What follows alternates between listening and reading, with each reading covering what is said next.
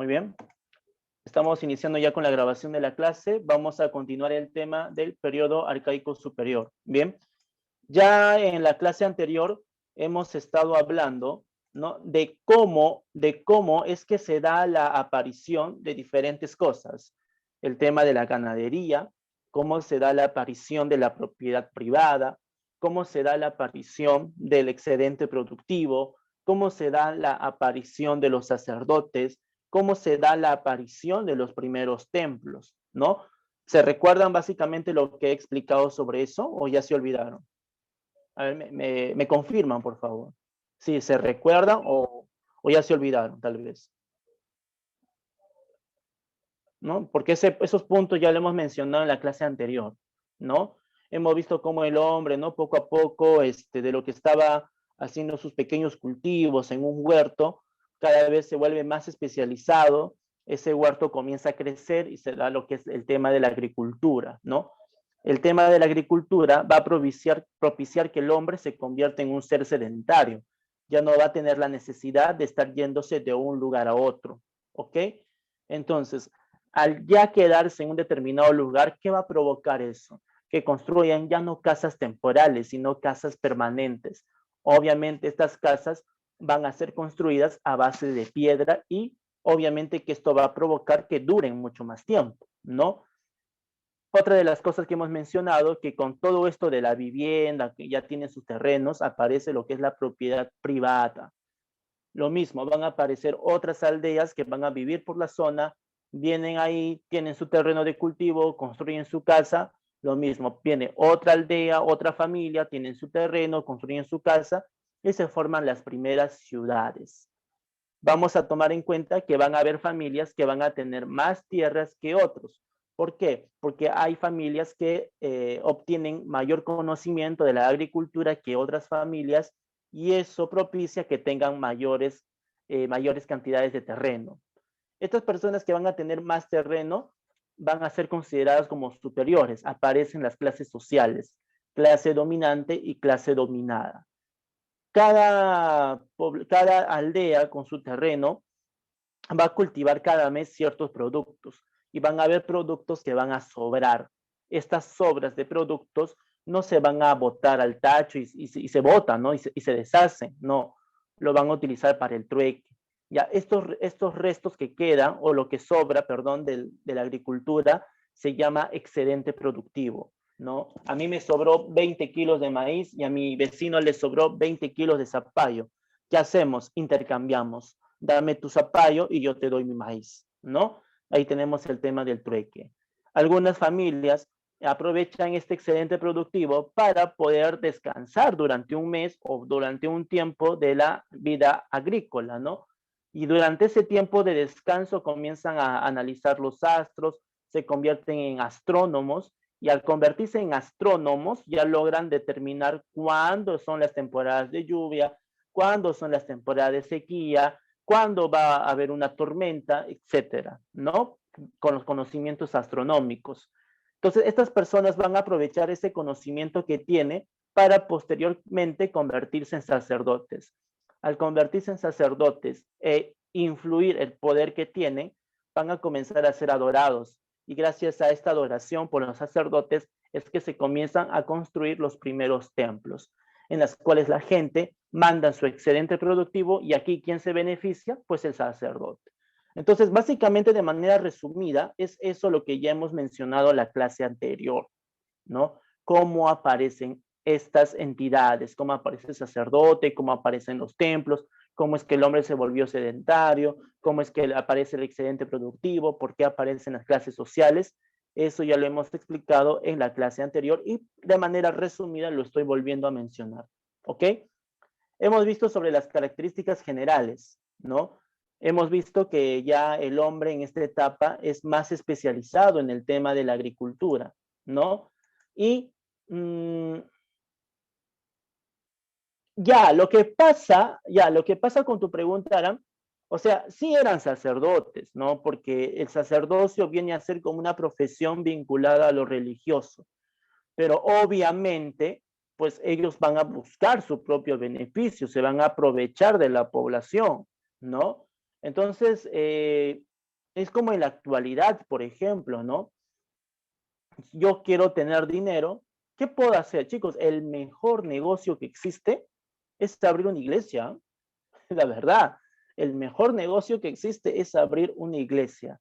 Me convierto en padre, me convierto en pastor, leo mi Biblia, todo, ¿no? Basta que tenga dominio de palabra y convenza al pueblo, armo mi iglesia, ¿no? Le pido a la gente sus diezmos y todo. Sí, vamos a, este dinero no es para darlos a los que más necesitan, a los pobres, ¿no? No, esto es para mantener la iglesia, para pagar los gastos, ¿no? Obviamente, pues que suelen cubrirse esas cosas, pero también pues queda para el pastor, pues, ¿no? ¿Cuántos pastores han terminado con una iglesia, han iniciado con una iglesia pequeñita y han terminado con camionetas, con terrenos, gracias al diezmo, pues, ¿no? Bueno, no quiero decir que todos sean así, ¿ah? Hay gente que sí, ¿no? Realmente se entrega, pues, por devoción a Dios y busca beneficiar a las personas, ¿no? Pero también hay personas que se aprovechan de esa situación para beneficiarse solamente ellos. ¿Qué es el diezmo? Me preguntan, ¿no? Cuando una cosa es que tú vayas a la iglesia y asistas, ¿no? Cuando puedes, algún domingo que puedas, eres un asistente de la iglesia, pero otra persona es que tú seas miembro de la iglesia, ¿ya?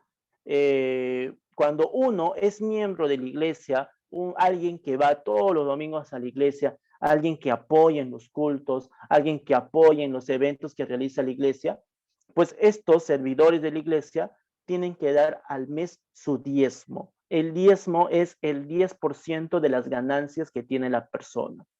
Supongamos que yo pertenezca a la iglesia John Von Neumann, ¿no? Y el director es nuestro sacerdote, ¿no? Él me habla de la palabra de Dios, yo lo apoyo, yo lo ayudo en lo que él necesita, ¿no? Acá. Y al mes tengo que darle lo que yo gano. Si yo al mes gano 2,000 soles, por ejemplo, ¿cuánto tengo que dar a la iglesia? 200 soles, la décima parte. ¿Por qué? Porque es como un agradecimiento a Dios por darme el trabajo, por darme salud, por tener este dinero. Es un agradecimiento. ¿Y a quién tengo que darlo? A la iglesia. Pero qué chistoso, ¿no? O sea, si tú quieres agradecer a Dios por el trabajo que tú tienes, ¿no? Por todo eso, basta con una oración, hacerlo con fe, agradecerlo, ¿no? Desde tu corazón, ¿no? Y tal vez ese dinero, en vez de dárselo a una iglesia, puedes apoyarlo de manera directa a alguien que lo necesite, ¿no? Pero ¿por qué la necesidad de dárselo a una iglesia? Eso es algo que ya pues los sacerdotes y los padres ya lo han dominado, ya lo han inculcado en la gente, ¿no? Entonces, imagínate, ¿no? Se da ese tipo de situaciones. Igualito pasado con el sacerdote.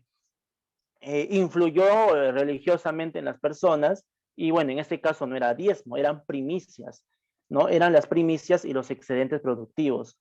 Todo eso tienen que mandarlo a los templos. ¿Y quién se beneficia? Obviamente el sacerdote, pues, ¿no? Obviamente el sacerdote. El sacerdote ya no trabajaba como agricultor, se beneficiaba, ¿no? Claro, es cierto, sí, hay iglesias donde tienen ese tipo de adoraciones, pero ya no serían iglesias, serían en todo caso sectas, ¿no? Y hay que tener cierto cuidado con ese tipo de cosas, ¿no? Pero bien, entonces ya hemos visto, el hombre se vuelve un ser más inteligente, cultiva mucho más cosas, tenemos la chirimoya, ¿no? Tenemos el frijol, el payar, el camote, el uyuco, la papa, la oca, etcétera, ¿no? En la sierra domesticaron lo que es los camélidos, como la vicuña, la llama, la alpaca y el guanaco, y también domesticaron al cuy. Ahora, si por alguna razón tú tienes una duda en qué diferencias hay entre la llama, la alpaca, la vicuña y el guanaco, aquí en el costado te puse una imagen que te puede ayudar a entender cuáles son las diferencias que hay entre los cuatro. Bien, segunda diapositiva, primeras aldeas y templos. Obviamente que estas personas, al establecerse en un determinado lugar, ¿no? Ya no van a construir casas temporales, casas que después de 2 meses se destruyen, ya no. Comienzan a construir casas mucho más duraderas a bases de piedra, ¿no? Entonces aquí nos damos cuenta el primer punto, viviendas más duraderas y estructurar su sociedad para los trabajos comunales, las primeras aldeas. ¿A qué se refiere con trabajos comunales?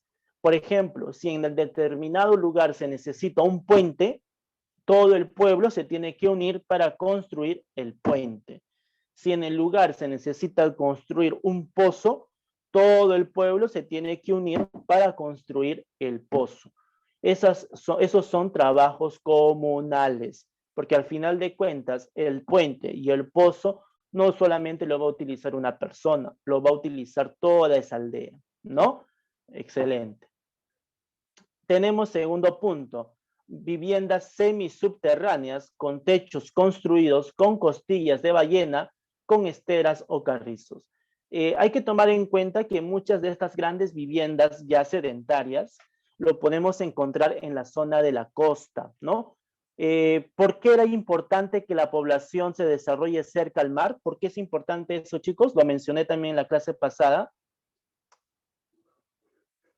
A ver. ¿Por qué era importante que las poblaciones habiten cerca de las playas? ¿Por qué? ¿Por qué era importante? ¿Por qué es importante vivir cerca al mar para ellos? Para cazar Porque hay, peces. Porque había más ganadería, algo así. claro, por el tema de la pesca, ¿no? La pesca es otra actividad que va a proporcionar de alimento a la población. Si por alguna razón tu cosecha no se ha producido de la manera correcta, pues entonces tienes otra actividad que es la pesca y que de alguna manera u otra te va a servir como alimento, ¿no? Entonces, estas civilizaciones procuraban siempre estar cerca del mar, ¿ya? Ahora, no me digan, chicos, que profesor, ellos vivían cerca del mar para que sus plantitas puedan crecer, para que sus cultivos crezcan. Chicos, no. Hay que tomar en cuenta que el mar, el agua, ¿cómo es? ¿Dulce o salada? Salada. Salada. Y dime, ¿a las plantas les gusta el agua salada? ¿Les gusta el agua salada a las plantas? No, no. Las plantas necesitan agua dulce, ¿ya? Las, las plantas necesitan de agua dulce. Agua salada no, ¿ok? Agua salada no, ¿ya? Las mata, ¿no? Mueren las plantas con el agua salada, ¿ok? Entonces, ¿por qué vivían cerca de la costa, cerca de la playa? Por el tema de la pesca. La pesca va a ser algo muy importante. Ahora me dicen, profesor, ¿cazaban ballenas? No es que cazaban, ¿ya? Pero ustedes saben, ¿no? Entre la vida marina, ¿no? Aparece un tiburón, mató una ballena, pues, ¿no? O mordisqueó una ballena y el cuerpo de estas ballenas lo encontraban, ¿no? Claro, encontraban cuerpos, excelente, ¿no? Y pues obviamente utilizaban ese cuerpo de la ballena, ¿no? Chicharrón de ballena, ya, excelente, Jorge, ¿no? Muy bien. Entonces, ellos utilizaban, pues, ¿no? Las costillas de estos animales para utilizarlos como techos para sus viviendas, ¿ok? Obviamente también aprovecharon la construcción de plazas o sea, de plazas que sirvieron para diferentes actividades ceremoniales, ¿no? Muy bien, tenemos eso, lo que son las primeras aldeas y los templos. Pasamos a la siguiente diapositiva. Ya. Jorge, ¿puedes leer, por favor, toda esta diapositiva? Primeros tejidos, por favor. Ok, perfecto. Surge paralelamente a la domesticación del algodón, los más antiguos en Caral. Sigue, todo. ¿Sigo? La técnica más antigua y característica es el entrelazado. Definieron la posición social y fueron un elemento estrechamente vinculado con actividades religiosas, principalmente los entierros. Ok, excelente, ¿no? Ya es en esta etapa del periodo arcaico superior en el cual se da la domesticación del algodón. El algodón es lo que ustedes pueden ver en la imagen. Es una planta, ¿no? Que al final produce una tela muy importante. Por ejemplo, las camisas que en la actualidad utilizamos nosotros o los polos que utilizamos nosotros es a base de algodón, ¿no? Es un material resistente y a la vez cómodo, ¿no? Resistente y cómodo, ¿ya? Entonces, los primeros tejidos de algodón lo vamos a encontrar en la civilización de Caral, ¿no? Ellos van a ser los primeros en utilizar el algodón en sus tejidos, ¿ok? Ahora, no todos utilizaban vestimentas de algodón, por si acaso, ¿no? Básicamente la sociedad de la clase alta, como los sacerdotes en ese caso, ya son los que utilizaban vestimenta a base de algodón. En cambio, los demás pobladores del pueblo, no, ya no usaban pieles, ¿ah? Ya no, o sea, los de la clase alta ya no usaban pieles, ya. Los de la clase baja, los dominados por los sacerdotes, algunos utilizaban todavía su vestimenta a base de piel, ¿ya? Pero los de la clase dominante, como los sacerdotes, ya utilizaban vestimentas de algodón. Es como que ya, pues, otro estatus, pues, ¿no? Mira, tú usas de piel y yo uso algodón, ya. Es como que otra clara evidencia de que él es superior a los demás, ¿no? Y también se utilizaba las vestimentas de algodón para diferentes actividades religiosas o en los entierros, ¿sí? Ya, muy bien, no te preocupes, Piero, ya, excelente. Pasamos a la siguiente diapositiva, restos encontrados. Lo que tenemos aquí son los restos encontrados que pertenecen al periodo arcaico superior. Tenemos Huaca Prieta, tenemos Cotox, tenemos Tablar del Urín, Chuquitanta, Áspero, Las Aldas y la más importante de todas, Caral. ¿Ok? Vamos a ir conociendo cada una de ellas. Nuevamente les digo, chicos, para mí no es importante que se me aprendan quién es el investigador y qué año fue. Para mí lo más importante es que sepan por qué es importante cada uno de estos complejos, ya, o civilizaciones. Para mí eso es lo más importante.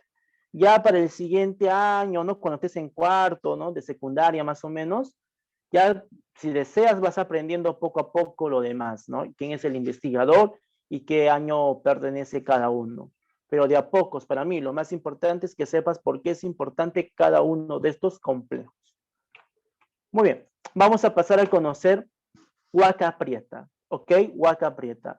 Le voy a pedir, por favor, a Arán Flores que lea, por favor, lo de la esquina, lo de aquí. Ya, profe. Ubicada en el departamento de La Libertad, se encontraron las muestras de mates pirograbados más antiguos. Muy bien. ¿Qué son los mates pirograbados? Yo no sé si tal vez ustedes por alguna vez han visto esas calabazas, ¿no? Que la decoran en Halloween, ¿no? Sí, ¿no? Sí, la conocen, debo suponer yo. Ya. Lo mismo se hacía en las épocas de Caral, ¿ya? No es que van a dibujar la calabaza y van a formar un rostro tétrico, tenebroso, sino que ellos hacían diferentes dibujos como el cóndor, como la serpiente en esas calabazas, ¿ya? Pero no es que la cortaban y dejaban un hueco, sino que simplemente hacían presión en la calabaza y se formaba el dibujo, ¿ya? Es como cuando, por ejemplo, tú quieres darle forma a la plastilina, ¿no? Con un punzón más o menos para que tenga, no sé, para que se vea la imagen de un rostro, ¿no? Del ojo, la nariz, la boca. Tú presionas la plastilina o la cerámica, lo vas presionando y se va dando la forma de un rostro, por ejemplo. Ya, lo mismo hacen con la calabaza. Ya, no es que le hacen un hueco, ¿no? Así como las calabazas en la actualidad para Halloween, no, sino que le hacen presión ya para que se vaya formando una imagen, ¿ok? Esos son los mates pirograbados. ¿Y dónde encontramos los mates pirograbados más antiguos? Pues en Huaca Prieta, yo que se ubica en el departamento de La Libertad, que se encuentra al norte del Perú, ¿sí? Muy bien, le pido por favor a Giselle Díaz que lea el de abajo, por favor. Ya. Se sustentaron mediante una agricultura incipiente. Se dedicaron a la pesca y a la recolección de mariscos. Excelente. Significa que ellos todavía están en una etapa de la agricultura incipiente, o sea, la agricultura no está bien desarrollada en los habitantes de Huaca Prieta, ¿ya? No es que ya ahí la agricultura llegó a su máximo esplendor, no, con Huaca Prieta no pasa eso. Están en una etapa todavía de desarrollo, pero sí se alimentaron bastante de la pesca, ya se dedicaron a la pesca y a la recolección de mariscos. También comían bastante y coleccionaban bastante lo que son las conchas marinas, ¿ok? Entonces, básicamente esa era su dieta alimenticia, ¿no? Algunos que otros cultivos que les salían, pero mayormente se alimentaban de la pesca, ¿ok? Chantal Infante, ¿puedes leer el que está arriba, por favor? El que ¿Cuál, estoy profe? resaltando. Es ese. Se aplicó por primera vez la técnica de carbono 14. Antes se tomaba la presencia de cerámicas como referencia cronológica. Ok, excelente. Ya, por ejemplo, después de los exámenes, ustedes saben que vamos a iniciar con las exposiciones, ¿no? Cultura Chavín, cultura Paracas, ¿no? Etcétera. Ahora, todo lo que estamos llevando hasta este momento no son culturas, ¿ah? Son comunidades, son civilizaciones, pero no son culturas, ¿ya? Para que una civilización o para que una población sea considerada cultura, debe contar con cerámica, deben tener cerámica, ¿ok? Y si no tienen cerámica, entonces no la podemos considerar como una cultura, ¿ok? Por ejemplo, si un arqueólogo encontraba los restos de Huaca Prieta y encontraba después los restos de Paracas, por ejemplo, ¿cómo se daba cuenta de quién es más antiguo que el otro? Por la presencia de culturas, ¿ya? Por la presencia de culturas, ¿ya? Ven, mira, Paracas tiene culturas, Huaca Prieta no tiene. Conclusión, Huaca Prieta es más antiguo que Paracas. Encuentran una civilización, Caral. Encuentran la cultura mochica. ¿Cuál es más antiguo? Caral. ¿Por qué? Porque no tiene cerámica y no es una cultura. En cambio, mochica sí es una cultura porque tiene cerámica. ¿Ok? Entonces, así se da la diferencia, ¿ya? Pero ya con Huaca Prieta aparece la técnica del carbono 14. Supongamos que encuentran un tejido de Huaca Prieta, le arrancan unos cuantos hilos de ese tejido, le hacen el análisis del carbono 14 y eso te arroja ya la antigüedad que tiene ese producto, ¿ok? Y sí, claro, vamos a hacer las clases o sea, vamos a hacer una clase de culturas, ustedes van a hacer la clase de culturas, ¿no? Por ejemplo, uno va a exponer la cultura chavín, expone la cultura chavín y yo después doy más indicaciones sobre esa cultura. Después la siguiente semana, cultura Paracas, y yo me encargaré de dar las indicaciones de la cultura Paracas, ¿no? Y así sucesivamente. No, o sea, exponen primero, ya supongamos que Aram es de la cultura chavín y la cultura chavín ya toca la siguiente semana, según el horario. Entonces, ¿qué hace Aram? Aram expone ya la cultura chavín con su grupo, con su compañero, expone ya, y cuando acaba la exposición, ya yo inicio o continúo con el tema, ¿no? Ya menciono cualquier cosa que su grupo no haya mencionado o voy explicando cosas que no se hayan entendido. Ya así se va a realizar en cada clase a partir de la cultura chavín, ¿ya? Así se va a realizar. Bien, pasamos al siguiente punto, al que falta. Manuel Castillo, ¿puedes leer, por favor, el punto que falta? ¿Cuál es el que le falta? Lo que está encerrado, lo que está de azul. Se destaca la aparición del primer diseño textil y representaban a un cóndor con las alas desplegadas. Bien, excelente. Vamos a encontrar en Huaca Prieta lo que viene a ser los primeros diseños textiles, o sea, un diseño en el tejido, ¿ya? Y el primer diseño que se encontró fue el de un cóndor con las alas desplegadas, o sea, con las alas así abiertas, ¿ya? Pero lo más interesante de este diseño es que se puede presenciar que dentro de este cóndor está saliendo una serpiente bicéfala, ¿no?